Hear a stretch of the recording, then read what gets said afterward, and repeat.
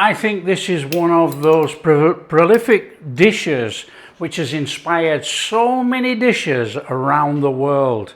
And I think praise ought to go to Teresa Marzetti and her restaurant back in the early 1900s for creating such a dish. Hi everyone, welcome to Backyard Chef. I'm Rick. Today we're making the Johnny Marzetti. Now this was a discussion on my Facebook group and you know, various recipes, but the recipe's changed over the years. We're going to do about a 1910-15 recipe, which is beef mince, elbow macaroni. We've got a pepper, we've got an onion, we've got some garlic, we've got some tomato paste and tinned tomatoes. That's going to be our tomato sauce. Now, this is a very significant recipe actually for anybody that's a foodie. This was created in a restaurant in Columbus, Ohio, in America by Teresa Marzetti. Fantastic, fantastic recipe, and it's the forerunner to most of the casseroles in America. However, not just America. Most of the people who make spaghetti bolognese and things the English way, not an Italian cooked for hours, but a quick spag ball, use mince, onion, garlic, tomato paste, dried oregano, they use a bit of cheese, whatever. Most people have cooked a version of this but don't know where it came from. This is a very significant recipe and a modern recipe.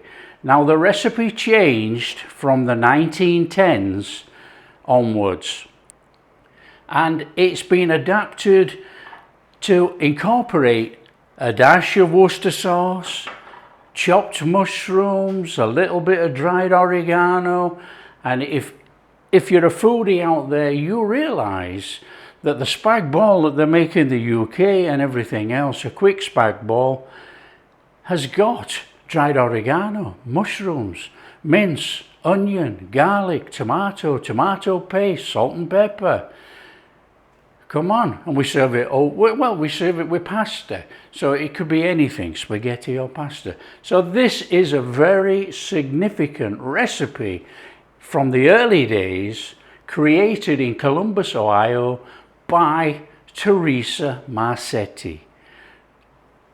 A name worth remembering.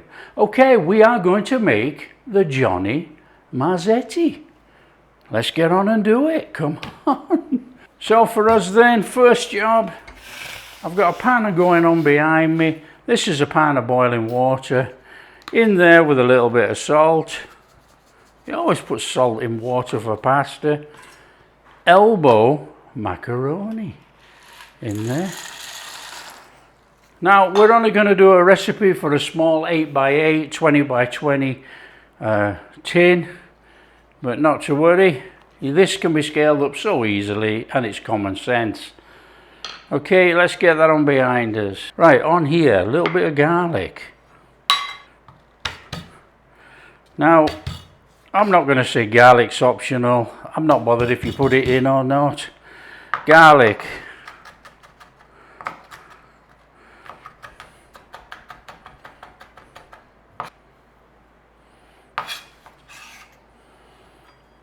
Garlic, done. Onion. We want to dice some onion. Dice as big or as small as you like. It doesn't matter, it's going to cook in there.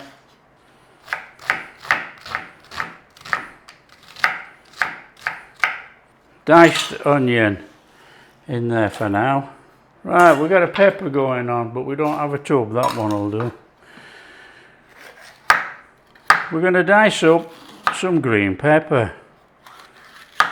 Now with this recipe, you know, they say it was actually created by Teresa to feed college kids. You know, it was a college type meal, very thrifty back in those days, you know, where you can have a substantial meal, quite filling, you know, relatively cheap. Well, very cheap back then. Now don't forget, I love these old recipes. if anybody has any reasonable suggestions for an old recipe, let me know. Right, that'll do. There's our peppers.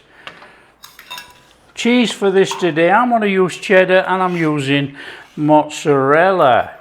Now, back in the day, it would have been Italian blend, but mozzarella will fit for this, and cheddar. So, you know, we've got it cracked. Come on, let's get on. Oh, grab a pan, come on. So I'm using olive oil. We want a little bit of olive oil in there. We're going to get a flame on. We're going to start off our onions, our peppers. I'm going to chuck our garlic in, followed by our mince. Now, I can tell you now, my mince is frozen. It don't matter, we're still cooking it. Right, we've got the oil in there. Let's chuck the onions in. Let's chuck the peppers in. Let's give that a swizzle whizzle.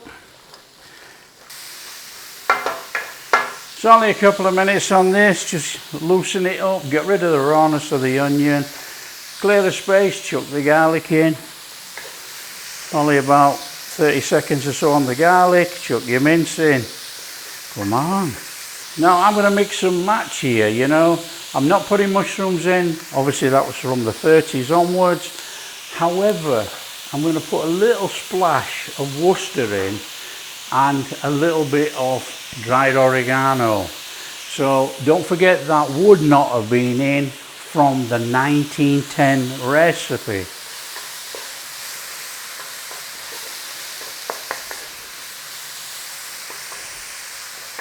This is one of those prime examples, you know, of a recipe which has been adapted, created in America, and it's come back across the pond. Normally, most of the recipes in the United States have come the other way. They've come with immigrants, travelers, people searching for the new world. They've come that way. But this is one of those that's gone that way as well. Fabulous. So obviously from the 1930s, this recipe has been adapted so much by families in the US that everybody will make it their own way. They'll all add different bits of here, there and everywhere, and to make it tasty to suit themselves. That's how recipes evolve. So we're going to stick to this original type recipe. But I'm sure somebody's going to say, it's not original, it's got no mushrooms. Well, I've told you the history of that. Bring it in, we don't want nothing burning. Flame looks a bit high to me. Okay, our frozen mince in there. You know, I had somebody say to me the other day, on the channel, I didn't know you could cook frozen mince. Well, why? Just break it up and cook it. It's going to defrost in the pan.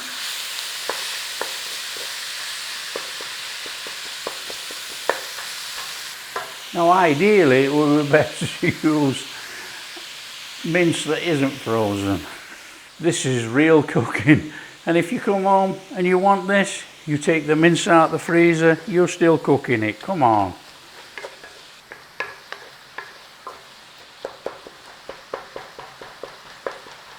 So while that's defrosting itself in there, a little bit of salt and pepper. Salt and pepper to taste.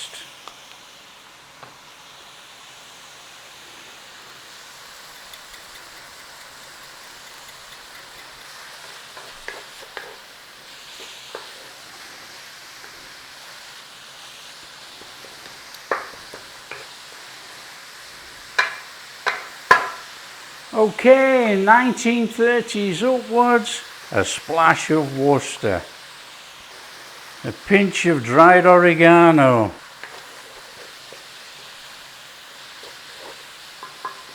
Now it's a very much tomatoey dish, this. Now I've got a can of tin tomatoes, we're going in there with the juice. Now it's a thick, quite thick dish, okay? And as per usual on here, as you know, I've got whole plum tomatoes in here, which we're just going to give a chop up. And they're going in there. And just give them a little chop over. There you go, no mess, no nothing. Tomatoes chopped.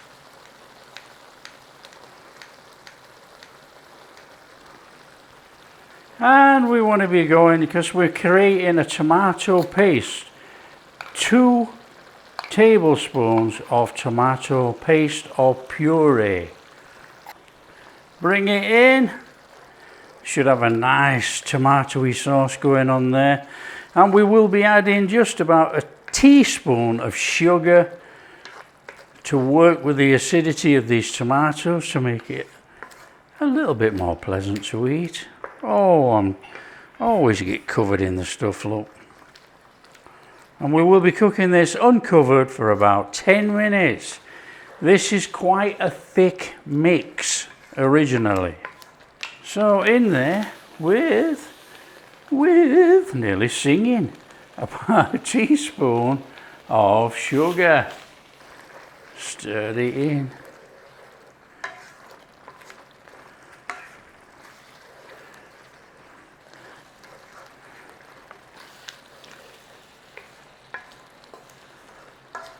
Okay, that pasta's cooked enough. I'm going to drain it. I don't need pasta water or anything like that. I'm just going to drain it and then it's going in here. There, we're getting a nice thick tomatoey sauce there. Now I'm going to be using a 20 by 28 by 8 inch tin. Make sure you've got your oven on about 175, 350-ish. We're going to cook it covered for about 20 minutes and then we're going to cook it uncovered to brown over some cheese. That should be moist enough, look, there's no fluid in there as such. It's all in there, it's not swimming in anything. Okay, what we need to do, we can turn the flame off actually. Let's get rid of the cooker, come on. So we want to be taking our pasta, our elbow macaroni in there. Give it a good stir in.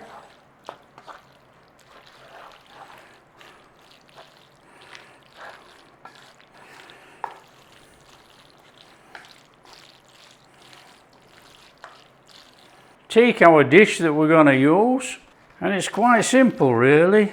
In there with a load of that. You want about half in here and half to go over again. So we've got that going on in there. Give it a little squidge down. Right, Italian cheese blend is mozzarella. A little bit of mozzarella in there. We want that stringiness in the middle, don't we? That cheesy stringiness when we serve it all up. And we're on there with some cheddar. Nice layer of cheddar in there.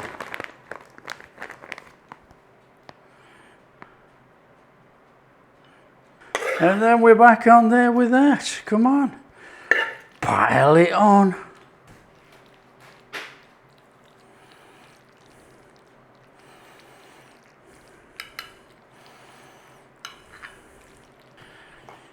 And we're doing the old cheese on the top. Fabulous. A little bit of cheddar on there, look, come on. We need to be covering this. I've got a tray in the oven already and we're just going to put it on the tray. You've got to put it on a tray because this thing could bubble over. So we're just going to go loosely over here. Like a cinch. Okay, that's our Johnny Marzetti made up. We stick it in the oven, it goes in the oven 20 minutes covered like that. And then you take the cover off and we cook it for another 5 to 10 minutes just to brown the cheese. It's ready. Come on. Okay, we need to be taking the foil off. Now we might be able to get it off there actually. Let's have a look, eh? Oh yes and please. Back in there. Oh, it smells cheesy tomato. It smells amazing. Okay, I think we've got enough meltiness going on there, look. I want that meltiness on my pasta. Come on. Oh, look at that. That is our Johnny Marzetti. That looks absolutely sensational. We're just going to let it cool down probably about 6 or 7 minutes, and then we're just going to take a square out of that. Nice and steady through the top. Oh, look at that. Now, can we get this corner out of here without it all collapsing with that elbow macaroni? Come on. Oh, it's steaming. Oh, it's absolutely steaming. Look at that. On there. Oh, yeah. Oh, there we go. Look at that. It is a sensational dish, you know, all the way from the 1900s. I think this is one of those prolific dishes which has inspired so many dishes around the world. And I think praise ought to go to Teresa Marzetti and her restaurant back in the early 1900s for creating such a dish. The forerunner to so many casseroles in America. And to be quite honest, the forerunner to, like the English spag bol, like I've explained as we were cooking it. It is an amazing dish. Come on, we're going to get in here because it's absolutely red hot. Now, do we go for the cheesy top with all that gooey gunge? Oh, come on. Now, this thing is absolutely boiling and it's molten cheese, so bear with me. My mouth is watering. My mouth is watering, it'll put the fire out.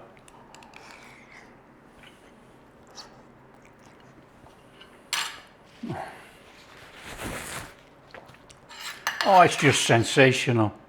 It's just sensational. You know, we've eaten it so many times and variations of it. It really is superb. An underlying tomato flavour in there. It's not swimming in tomato sauce. It's cheesy. You got the peppers in there, the mince. It's delicious. Oh, there. Bung that on a salad, with a salad. Jacket potato. Oh, come on. It's endless. It's superb. There you go. We've made the iconic, in my opinion, very iconic, Johnny Marzetti. There you go. If you like what we're doing, share with your friends and tell them how easy it is to make this iconic dish. And if you do like what we're doing, big thumbs up, subscribe to the channel, ring that bell. Catch you in the next video. That is off the charts.